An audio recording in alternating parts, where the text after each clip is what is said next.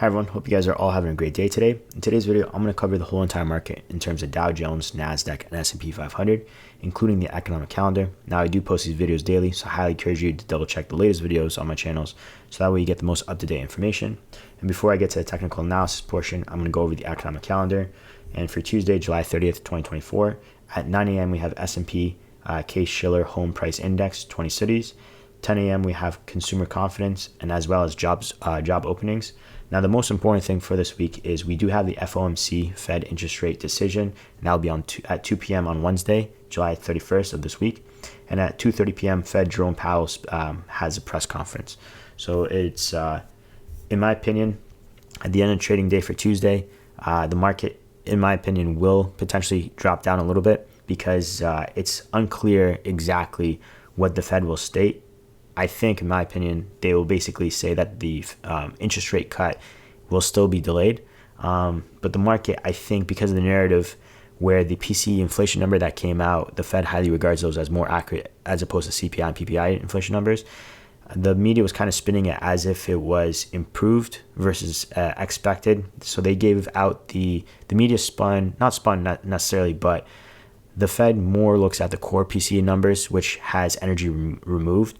And the media was stating that the 2.6% with the 2.5 that came in kind of shows that inflation is getting reduced, when actually, if you look at the core PCE number, the inflation actually is 2.6, previously expected 2.6, and we got 2.6. So technically, inflation is not getting dropped. And if you look at the not Fed interest rate, but the inflation number, it's at 2.97%, and the Fed wants to get to 2%. So if they want to get to 2%, interest rate cut in terms of the Fed's calculations is not the right move currently if we are not necessarily seeing progress in a way, hypothetically. So in my opinion, I think the Fed will communicate more delay. And in that nature, the market might not necessarily go up, but we'll see, right? But till then, for the time being, for the S&P and Nasdaq, they are showing potentially downside. Now, I will say for Monday's trading day, before the Tuesday trading day, it kind of looked like it almost wanted to reverse to the upside for the S&P and Nasdaq. The Dow Jones was showing stronger upside earlier on the Friday trading day, but it kind of looks like it's going to be neutral / potentially following the S&P and Nasdaq, where it might drop. Not as drastic as S&P and Nasdaq, because it kind of looks like it still wants to go up. The S&P and Nasdaq, pretty much by the end of trading day on Monday, fully committed to potentially going down. Now, will it go down early part of Tuesday? Not necessarily. I think it's more going to be the case that by Tuesday end of trading day, it'll go down. And then plus leading up to the Fed interest rate decision and Jerome Powell speaking at 2 p.m., we might have choppy markets until the interest rate decision, and maybe even dip down before the decision comes out. And by the time the decision comes out, maybe even dip down lower if the markets are not in favor of the decision, or spike up if the markets are in favor of it, right? But first, I'm going to go through the S&P before I get to Dow Jones and Nasdaq. So looking at the S&P, I'm going to be looking at ETF SPY, which is an ETF for the S&P 500. So just different ratio, basically. And we seem to be just hovering around this price point right now. So mind you, we closed at $544.76, and we're still pretty much around this range. So we've seen multiple times support. Yeah, there's false breakouts, but then there's clean bounce off the support line right about here, so on and so forth here, et cetera here. And then the resistance line as well. Yes, false breakouts as well, but then there's clean touch points of resistance as well. And you can see right about here too. So we're pretty much hovering at the $542, $543 price point. Now, if we were to go lower, or actually if we were to bounce up first, right? So in case, because Monday in the morning, or not Monday, Tuesday in the morning, it's not going to necessarily go lower automatically. It could bounce up, and then towards leading up to the end of the trading day of Tuesday, it could start trickling down, and I'll cover those lower levels. But in my opinion, if it does bounce up, we could be hitting limits at the 545 and some change, which is pretty much going across about here. And then the next price point could be resistance, would be based off the moving average plus spike ups we've seen pretty much around the same hover point. If I'll zoom in, you can see pretty much constantly spike up, get knocked down pretty much around the same range, about $547 and some change. Now, we do have technically downward trend resistance line that could act as resistance. It only has 2 touch points technically. I think when I did zoom in, it was potentially 3, but you're looking at resistance about the 548 and some change, which coincidentally goes around, goes at the horizontal resistance as well at 548 and some change. We see some support, bounce off, support, resistance, touch points, and then I don't think it's going to go higher personally. So 548 would be the utmost limit, which is kind of a small jump to the upside because we are at 544 and some change. But if we do go higher, I'll keep you guys posted. One thing to note is that other moving average at higher level is at $553 and some change. And we do have some resistance at 550 and some change, FYI. So now if we do come to the downside, in my opinion, yeah, there is support, for example, on the downside at 539, the 540. The 540 and the 539 will act as support. Plus, we see previously at the 537 right about here, which kind of acts as support right about here, plus the resistance touch point right across about here. But I think ultimately, especially after Wednesday, if the market is not in favor of the Fed decision decision that comes out, I think we're heading to 531 and some change, which is at this price point where we saw resistance right across. Yeah, obviously a breakout right there, but then we saw support as well. So 531 and some change, maybe even a quick drop to the 530, and then from there we have to assess it as we move forward. Now for the Nasdaq, same narrative overall, pointing to the downside.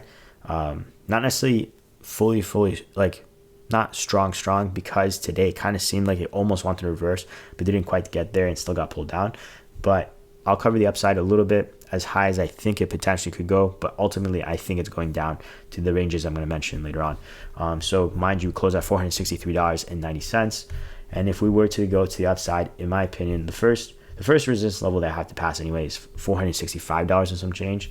That's based off this horizontal resistance, and we saw a couple touch points as resistance as well, and obviously false breakouts. But this moving average could actually, then the next level I guess would be the $468 and some change, which would be the top ups on this side, plus a little bit of consolidation, top up right about here. And the significance of this line is the upward trend resistance line dating back since 2010 that I've showed before. In case you're new to the channel, upward trend resistance line dating back since 2010. Mind you, we did not pass the line, but still the markets would go up. So it doesn't mean that the markets are not going to go, or not markets, but Nasdaq is not going up. It still goes up. It's pretty much stuck between this upward trend resistance line. Now, there was a breakout since 2020 to 2022, but came back down and then went underneath it and tried to pass it again, did not. But then as of recent, here's a 3-month chart. This is the significance of passing the line. I think inflation numbers came out that day and we spiked up. Now, either way, moving average will potentially stop us at 470 and some change. And then there is this downward trend resistance line that does have multiple touch points, and that will be about 472 and some change. And then the significance of the upward trend resistance line, you're looking at 478 and some change. But there's that. And then plus the moving average will probably hit it around the same time, so 479 and all that stuff. But I do not think that's going to be necessarily the play. I think personally the highest we would go is the 468 and some change, and that is with these 2 touch points right about here plus a consolidation. So again, 468 and some change. That would be the highest in my opinion. And if we trickle down, we could come down to this lower level that we saw before, about 455 and some change, because it was pretty recent, but ultimately come down to this channel right about here that I showed before. So this channel ranges between $448 and some change to $433 and some change. We saw basically support, multiple times support actually, resistance, support, resistance, and then support as well a little bit, and then resistance. So yeah, so I think that's going to be potentially the play. Now, when will we see this channel? I don't think necessarily soon, like not necessarily soon, but I don't think it's going to be the Tuesday. I think it's more going to be on the Wednesday if the market is not in favor of the Fed decision that comes out at 2 p.m. on the Wednesday. Till then, I think basically we'll be either pretty much on this mid-range rate about here, which is ranging anywhere between 465 and some change, and obviously we could spike up to those levels I stated to 448 and some change. But yeah, until then we'll see. And then for the Dow Jones, again, just in case you're new to the channel, we have this upward trend resistance line dating back since 2021. And we have resistance, and then resistance as well. But these two breaks off to 2 each, as I'm going to show right about now. So if you go 3-month chart, you'll see it breaks down to 2 and then 2. And then also previously when we did break past it, you see kind of a resistance level right about here anyway. And essentially what's going to happen is, in my opinion, is because the Dow Jones is kind of pointing to the upside slash potentially might get pulled down because it's showing small indications of downside. The way I'm basing this off is the MACD lines, by the way. And MACD lines indicates if it's a bearish or bullish movement that we're in. So for example, right now for the 3-month chart, it is in the bullish movement still, as you can see right about here in this bottom half of the chart.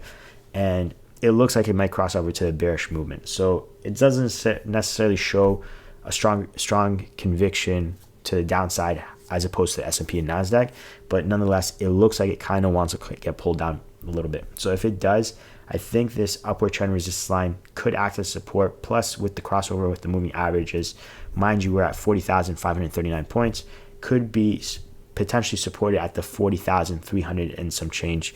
It's showing 40,332 points currently at this level, and then we could see a little bit of a drop potentially to 40,200 range. If it gets worse, we could come down to this moving average range pretty much about 39,700 to high end to 800. So 39,800, because it kind of coincides with this potential support level right about here, plus a little bit of support level right there, and then resistance levels across somewhat. But I honestly don't think it's going to dip down too much because the Dow Jones is not showing major indication to the downside. But mind you, the moving average is about 39,700, let's say 50 points, give or take. So that could potentially hold. Now to the upside though, if we were to go to the upside significantly, which I don't think that will happen until after the Fed rate decision making, is we're looking at 40. Well, for sure you'll have a small bump up just like the S&P and Nasdaq, but not necessarily for sure, but like that is a possibility. So the first level they had to pass is pretty much about the 40,754 points, and then the next price point would be somewhat consolidating with the high, like second high portion. It's about, well, actually even before that, you have to clear the 41,000 anyway, so those clears numbers, so 41,000 points, but then it's actually 41,200 and some points. And then from there, you're looking at passing the previous all-time high, about 41,366 points, give or take.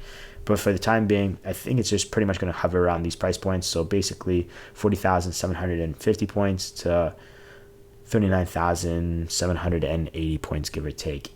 Let's just say 750 because of the moving average right about here.